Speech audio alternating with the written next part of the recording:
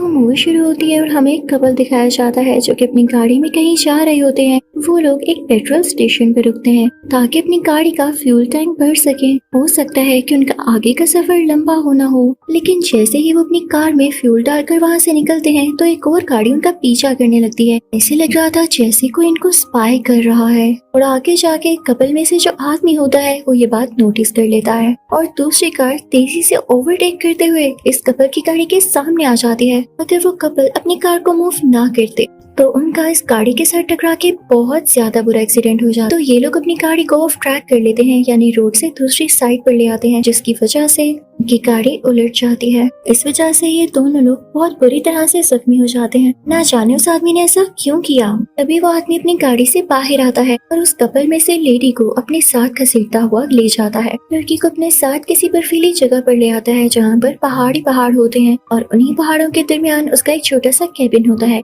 यहाँ पर लाते ही वो उस लड़की को बांधता है, बहुत बुरी तरह से उसे टॉर्चर करने लगता है और फिर उसके पीसेस करता है। और अगले सीन में हम इस आदमी का फेस देखते हैं और ये उसी लड़की का गोश्त खा रहा होता है। यानी ये इंसान नॉर्मल नहीं था बल्कि एक कैनिबल था जो कि इंसानों का गोश्त खाता है। और उससे भी अजीब बात ये कि ये आदमी सिर्फ औरतों का गोश्त खाता है। अब हमें इस आदमी की नॉर्मल लाइफ दिखाई जाती है। ये एक टेलर है और अपनी जिंदगी नॉर्मल इंसानों की तरह गुजारता है। बस खाना खाते हुए ये वैशी बन जाता है और लोगों को मार ही डालता है। इस न्यूज़ लेडी का जो भी मीट काटा होता है वो उसे अच्छे तरीके से रेफ्रिजरेटर में स्टोर कर देता है और दूसरे कैनिबल्स की तरह ये गोश्त कच्चा नहीं बल्कि पका कर खाता है, उसे स्पाइसेस लगाकर और काफी अच्छे तरीके से कुक कर। इस मैन ईटर का नाम कार्लोस होता है। जहाँ ये रहता था वहाँ बारिश होने लगती है तो ये उस बिल्डिंग का दरवाजा बंद करने लगता है, लेकिन तभी वहाँ पर एक नई लड़की आती है जो कि वहाँ रहने आई थी। कार्लोस उसका सामान उठाता है और उसकी मदद करता है क्योंकि वो इससे ऊपर वाले फ्लोर में शिफ्ट हो रही थी।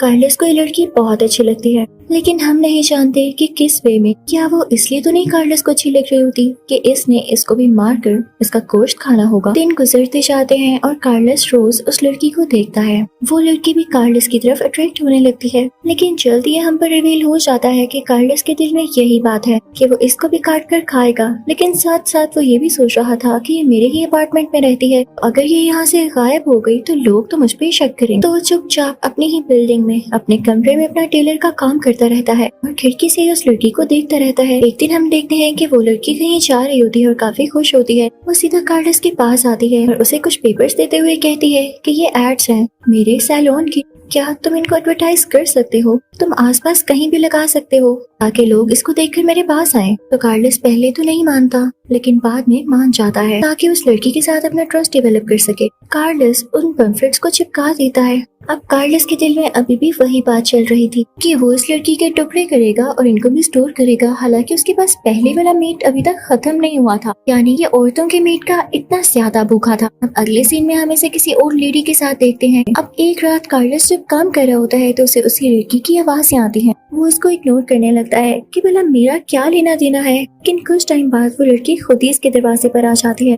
कार्लोस को ना चाहते हुए भी दरवाजा खोलना पड़ता है। तो वो लेडी इसे कहती है मुझे पुलिस को कॉल करनी है। तो कार्लोस उससे कहता है क्यों, क्या हुआ? तो वो कहती है बस मुझे पुलिस की मदद चाहिए। कार्लोस कहता है सॉरी मैं नहीं बुला सकता, मुझे पुलिस अच्छी ही नहीं लगती। और वो इसीलिए कह रहा होता है कि अगर पुलिस यहाँ पर आ गई और गलती से किसी ने उसका रेफ्रिजरेटर खोल लिया ना, उसका राज सबके सामने आ जाएगा। तो वो लड़की उससे कहती है अच्छा तुम घर आए मेहमान को पानी भी नहीं पूछते क्या? नहीं पानी तो पिला दो। तो कार्लोस किचन में पानी लेने के लिए जाता है, लेकिन वो लड़की भी उसके पीछे आ जाती है और खुद से ही रेफ्रिजरेटर खोल लेती है। वो देखती है कि इतना सारा मीट पड़ा हुआ है, लेकिन क्योंकि वो पैक करके रखा गया था, एक साथ जोड़ जोड़ कर रखा गया था, तो उसे पता नहीं चल पाता कि किसी इंसान का मीट है। लेकिन वो हैरान जरूर होती है कि ये आदमी कितना गोश्त खाता है।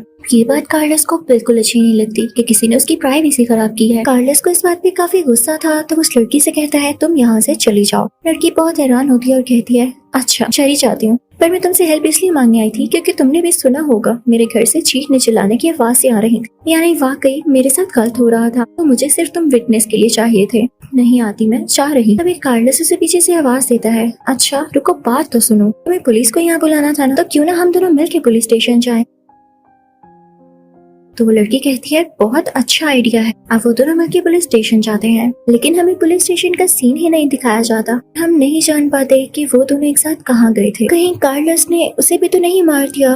Well who knows. अब स्टोरी आती है कुछ दिन बाद, जब हम कार्लोस को देखते हैं। वो काफी घबराया हुआ होता है। भी उसके दरवाजे पर नॉक होता है। वो खोलता है तो सामने उसी लड़की की बहन होती है, क्योंकि उस बिल्डिंग में सबसे पूछ रही थी कि उससे अपनी बहन की कोई खबर नहीं, क्या किसी ने उसे देखा। तो कार्लोस उसे ये कह के भेज देता है, नहीं मुझे भी कुछ पता नहीं। ये कार्लोस उस लड़की से कहता है, आप अंदर तो आकर बैठे। वो लड़की अंदर आती है तो कार्लोस उससे सवाल करने लगता है, तो अच्छा आपकी बहन क्या करती थी और आप लोग कहाँ से? ऐसा इसलिए कह रहा होता है ताकि पुलिस को उस पर शक न हो कि ये तो उस लड़की को जानता था, तो वो लड़की कहाँ गई। तो उसकी बहन इसे सब कुछ बताने लगती है कि हम लोग इस कंट्री से नहीं हैं, हम में कोई मसला चल रहा था और जिस रात से वो गायब है उसी रात मैं उसके घर पे गई थी। हमें काफी लड़ाई हुई, हम चीखे भी चिल्लाए भी, हो सकता है इसी वजह से उसे बुरा लगा और वो घर छोड़ के चली गई। यहाँ पर हमें पता चलता है कि उस लड़की की जिससे लड़ाई हो रही थी वो इसकी बहन ही थी। इसके बाद वो लड़की जाने लगती है तो कार्लोस उससे कहता है कि रुकिए, मेरा एक दोस्त पुलिस में है, मैं उससे मदद मांगने की कोशिश करता हूँ। और तभी कार्लोस वहाँ पे एक फेक कॉल करता है और ऐसे प्रिटेंड करता है जैसे वो अपने दोस्त यानी पुलिस ऑफिसर से बात कर रहा हो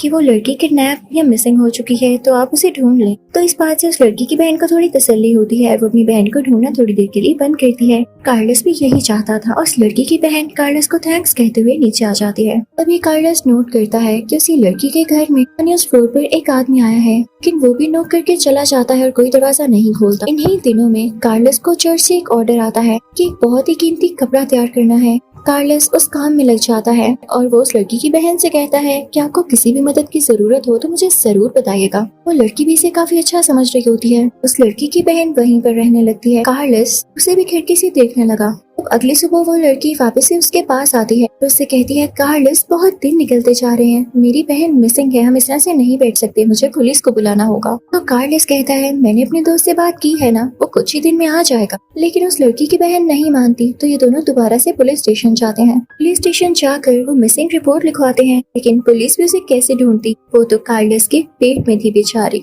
अब समझ आया, यहाँ कंफर्म हो गया कि कार्लोस ने उसे काट कर खा लिया था, यानी ये बंदा ट्रस्ट के काबिल बिल्कुल नहीं था। जब वो लोग वापस आ रहे होते हैं तो उस लड़की की बहन कहती है, मेरी बहन ने जितने भी पैसे अर्न किए हमें हमारे पेरेंट्स को भिजवाने थे, और उस रात लड़ाई भी इसी बात पर हुई थी क्योंकि वो पैसे पेरेंट्स को भिजवाना नहीं चाहती थी कि ये उसने कमाए हैं। जब से वो गई है पैसे भी नहीं मिल रहे। तो कार्लोस उसे कहता है, परेशान नहीं हो, तुम्हें जितने पैसे चाहिए मुझसे ले लेना। तो वो लड़की उससे कहती है, आखिर तुम इतने काइंड क्यों हो रहे हो, तुम्हें इसके पीछे क्या फायदा है। तो कार्लोस कहता है, मेरा दिल बस बहुत बड़ा है, आप फिक्र नहीं करें, जब तक मदद चाहिए होगी मैं करूँगा। अब अगले दिन कार्लोस देखता है कि उसी लड़की के अपार्टमेंट में इस बिल्डिंग का ओनर आया है जो कि उससे रेंट मांग रहा है। कार्लोस उससे डांटता है कि तुम्हें नजर नहीं आ रहा कि किस सिचुएशन में है, अभी जाओ यहाँ से। और इसी के साथ वो उस लड़की की मदद करता है, उसे पैसे देता है। तो वो लड़की बाद में उसके घर आती है और उसे कहती है, कार्लोस मुझे अच्छा नहीं लग रहा, मेरी इतनी ज्यादा मदद कर रहे हो लेकिन बदले में मैं तुम्हारी कोई मदद नहीं कर पा रही, तुम आज डिनर पर आ जाओ, रोज तुम खुद खाना पकाते हो, आज मैं तुम्हारे लिए कुछ बनाती हूँ। लेकिन कार्लोस कहता है, नहीं नहीं, मुझे बस अपने घर में रहना अच्छा लगता है। तो वो लड़की से पूछती है, क्या तुम्हारे कोई दोस्त भी नहीं, हमेशा अकेले रहते हो। तो वो कहता है, हाँ हमेशा, और मैं इस तरह से ज्यादा कंफर्टेबल हूँ। वो लड़की उससे कहती है, अब मुझे शर्मिंदा मत करो, तुमने मेरी इतनी मदद की है। चलो एक आइडिया है, क्योंकि हमारा एक सैलून है तो मुझे मसाज बहुत अच्छा करना आता है, तुम आना, मैं तुम्हारा अच्छा सा मसाज करूंगी। कार्लोस वहाँ जाता है लेकिन जल्दी वहाँ से आ जाता है कि उसे भूख लग रही होती है और उसके पास पड़ा हुआ मीट भी आहिस्ता आहिस्ता खत्म हो रहा था। इसके लिए उसने पहले से ही एक लड़की पर नजर रखी हुई थी जो कि अपने हस्बैंड के साथ ही होती थी। पर एक दिन वो देखता है कि वो दोनों बीच पर नहाने गए और उन्होंने अपनी कार साइड पर पार्क की है। तो कार्लोस उनके पीछे जाता है और उनकी कार में बैठकर उसको रिवर्स करने लगता है। तो उस आदमी को लगता है कि शायद ये हमारी कार लेकर जा रहा है, तो उसकी तरफ बढ़ता है, लेकिन इस बेचारे की ये गलती थी। तो इस टाइम कार के सामने आया तो कार्लोस बिना कुछ सोचे समझे उसको कार से हिट करके मार डालता है। जब उसकी वाइफ ये देखती है तो रोने लगती है। कार्लोस उस लड़की की तरफ बढ़ने लगता है, लेकिन वो लड़की काफी ज्यादा डरी हुई होती है और रो रही होती है, जैसे उसे कार्लोस की शक्ल देखकर पता चल गया हो कि अच्छा आदमी बिल्कुल नहीं। तो वो पानी में ही रहती है, कार्लोस भी उधर नहीं जाता और इसी तरह से वो लड़की पानी में ही डूब जाती है। कार्लोस को खुद पर बहुत गुस्सा आता है कि इतनी मुश्किल से उसने लड़की ढूंढी और वो भी मर गई, इसके हाथों से निकल गई। ये घर आता है तो इसके पास उसी लड़की की बहन आती है और कार्लोस से कहती है, कार्लोस मुझे पुलिस स्टेशन से कॉल आई है, उनको एक डेड बॉडी मिली है, वो कह रहे हैं कि इसकी भी वही एज है जो कि मेरी बहन की थी, तुम फौरन से मेरे साथ आओ, मुझे उसको देखना है। तो कार्लोस उसके साथ जाता है, ये जानते हुए भी कि इसकी बहन तो हो नहीं सकती क्योंकि वो उसे खा चुका था। वो वहाँ पर जाते हैं और जब उस लड़की की शक्ल दिखाई जाती है तो ये बेचारी वही लड़की होती है जो कल रात समंदर में डूब कर मरी, सी कार्लस की वजह से। कुछ टाइम बाद कार्लस देखता है कि उस लड़की के अपार्टमेंट का दरवाजा टूटा हुआ है, जैसे किसी ने जबरदस्ती दरवाजा खोलने की कोशिश की हो। वो अंदर जाता है और उस लड़की से पूछता है क्या हुआ आपको। लड़की काफी रो रही होती है, कहती है कि मेरी बहन का एक दोस्त था जो उससे पैसे लिया करता था और अब वो मुझसे पैसे मांगने आया है। जब मैंने उसे पैसे नहीं दिए तो वो मुझे ये कह रहा है कि तुमने अपनी बहन को भी पैसों की खातिर मारा होगा, वो पुलिस में रिपोर्ट करेगा। तुम मुझे बताओ मैं ऐसा कर सकती हूँ क्या? तो कार्लस कहता है नहीं बिल्कुल नहीं, मैं जानता हूँ कि आप अपनी बहन को कितने दिन से ढूंढ रही हैं। आप ऐसा करें कि मेरे अपार्टमेंट में आ जाएं, आपको रेस्ट की जरूरत है। उसके बाद वो उस लड़की का बहुत ख्याल रखने लगता है और एक दिन उसे कहता है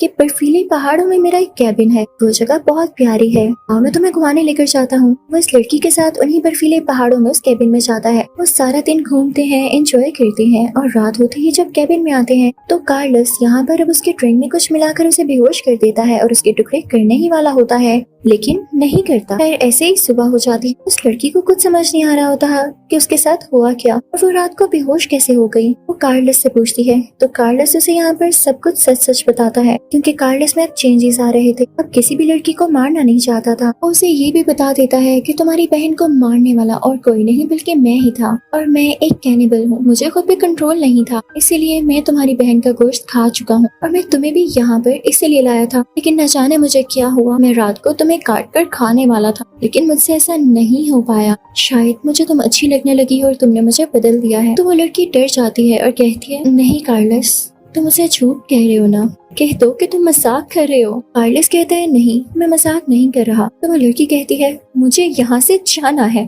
फौरन गाड़ी निकालो और मुझे यहाँ से लेकर जाओ। कार्लस ऐसा ही करता है क्योंकि वो उस लड़की से प्यार करने लगा था और उसकी हर बात मानना चाहता था। गाड़ी निकालता है और वो लोग वापसी के लिए निकल पड़ते हैं। जहाँ पर उस लड़की को कुछ होता है, उसे अपनी बहन की मौत का इतना गुस्सा होता है कि वो गाड़ी का स्टीयरिंग ही घुमा डालती है और गाड़ी उलट जाती है, जिसमें लड़की बेचारी खुद ही मारी जाती है। कार्लस गाड़ी से बाहर आकर उसकी डेड बॉडी के पास बैठकर रोने लगता है, क्योंकि वाकई उसे वो लड़की अच्छी लगने लगी थी। उसके दिल में फीलिंग्स आने लगी थी। इसका यही मतलब था कि वो काफी हद तक चेंज हो चुका था। ये सजा उसके लिए काफी थी कि जिससे उसे प्यार हुआ वो मारी गई, उसी की अपनी गलती की वजह से। इसी के साथ ये मूवी खत्म हो जाती है।